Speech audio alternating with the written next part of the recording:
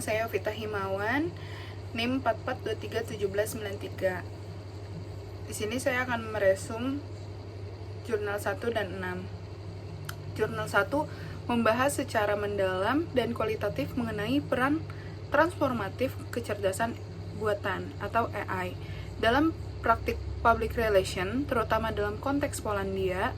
Penulis memulai dengan menempatkan AI sebagai babak menarik dalam sejarah komunikasi.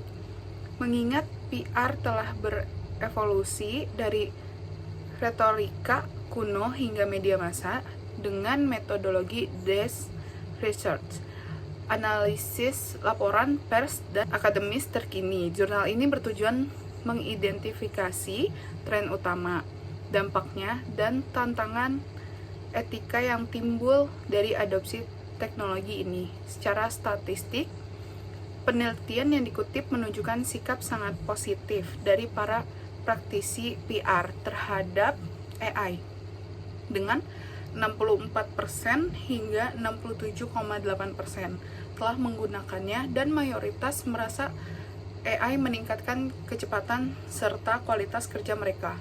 Meskipun 93% dari responden Polandia melihat AI sebagai asisten pendukung, bukan mentor atau pengganti.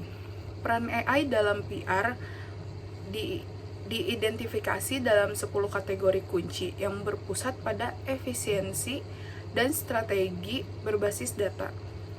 AI berfungsi sebagai akselerator produktivitas dengan mengotomasi tugas rutin seperti pemantauan media dan analisis data menggunakan tools seperti Brand24. Dalam manajemen krisis, AI menjadi early warning system yang krusial, mampu mendeteksi nuansa bahasa yang kompleks seperti sarkasme di media sosial.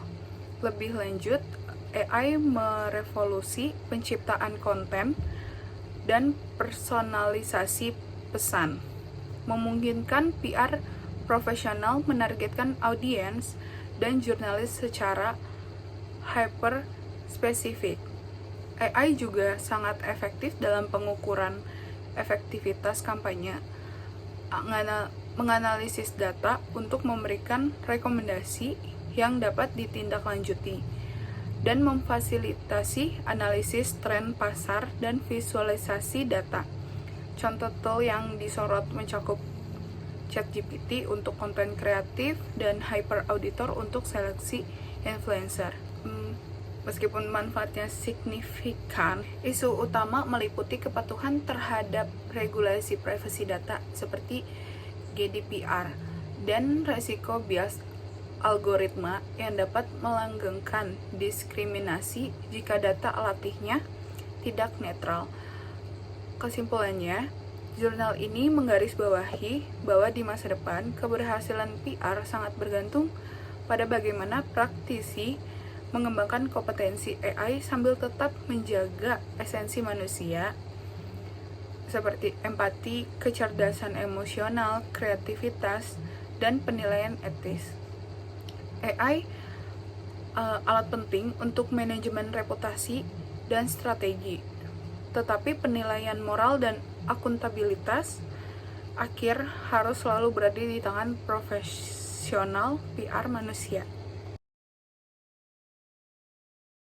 Penggeseran fokus profesional PR. Integrasi AI mengubah keterampilan yang dibutuhkan, menekankan bahwa PR profesional perlu beradaptasi dan berkembang. Fokus pada strategi dan hubungan. Praktisi kini memiliki lebih banyak waktu untuk perencanaan kampanye strategis, klien konsul, dan menjalin hubungan otentik dengan jurnalis dan influencer.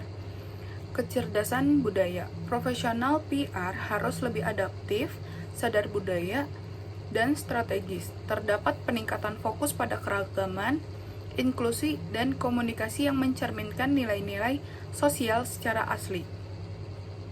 Keterbatasan AI. Penting untuk diingat bahwa AI tidak dapat menggantikan kualitas manusia seperti empati, kecerdasan emosional, penilaian etis, dan kreativitas. Konsideri etika krusial. Etika menjadi prioritas utama dalam era teknologi. Transparansi dan akuntabilitas. Profesional PR harus transparan, jujur, dan bertanggung jawab kepada stakeholder. Data dan bias. AI dapat melanggengkan bias dan diskriminasi jika dilatih dengan data yang bias. Praktisi harus memahami dan mengurangi bias algoritma, serta memastikan privasi dan penggunaan data yang bertanggung jawab. Keterbatasan etis AI. AI mengandalkan korelasi data dan tidak memiliki kemampuan untuk membuat penilaian moral yang bernuansa atau keputusan etis yang diperlukan dalam PR. Oleh karena itu, AI harus didukung oleh penilaian dan pertimbangan etis manusia.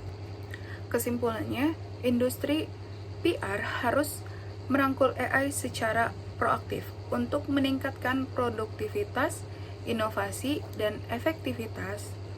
Namun, profesional harus mendidik dari mereka sendiri tentang cara kerja teknologi dan algoritma, serta menggunakan AI secara bertanggung jawab dan etis. Memastikan bahwa nilai-nilai dan kepercayaan tetap menjadi inti komunikasi. Sekian dari saya, terima kasih.